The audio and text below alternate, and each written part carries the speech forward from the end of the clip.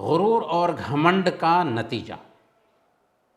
صحیح بخاری اور صحیح مسلم کی حدیث ہے، اللہ کے نبی صلی اللہ علیہ وسلم نے بیان فرمایا کہ ایک آدمی اپنا جورا پہنے ہوئے، اچھا لباس پہنے ہوئے، اور اپنے بالوں میں کنگھی کیے ہوئے فخر اور گھمنڈ سے کہیں جا رہا تھا کہ اچانک اللہ تعالیٰ نے اسے زمین میں دھسا دیا، اور قیامت کے دن تک وہ دھستا ہی رہے گا۔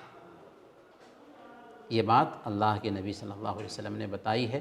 تو اس سے پتہ یہ چلا کہ ایک انسان کو گھمنڈ میں نہیں آنا چاہیے، غرور میں نہیں آنا چاہیے، بلکہ اگر اللہ تعالیٰ نے ہم کو مال دیا ہے، اللہ نے ہم کو علم دیا ہے، اللہ نے ہم کو پد دیا ہے، اللہ نے ہم کو خوبصورتی دی ہے، تو اس مال، اس علم، اس پد یا اس خوبصورتی پر آدمی کو اترانا نہیں چاہیے، بلکہ اللہ نے دیا ہے اس لیے اللہ کا شکر گزار بننا چاہیے، اور اترانے سے بچنا چاہیے۔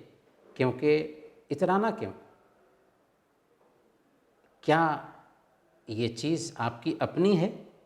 نہیں، اللہ نے دیا ہے، تو آپ اللہ کے شکر گزار بنیں اور تواضع اختیار کریں۔ تواضع کیا ہے؟ ونرمتا اختیار کریں، کیونکہ جو آدمی ونرمتا اختیار کرتا ہے اللہ اس کو اونچا کرتا ہے۔ من تواضع للہ رفعہ اللہ، جو اللہ کے لیے تواضع اختیار کرتا ہے اللہ اس کو اونچا کرتا ہے۔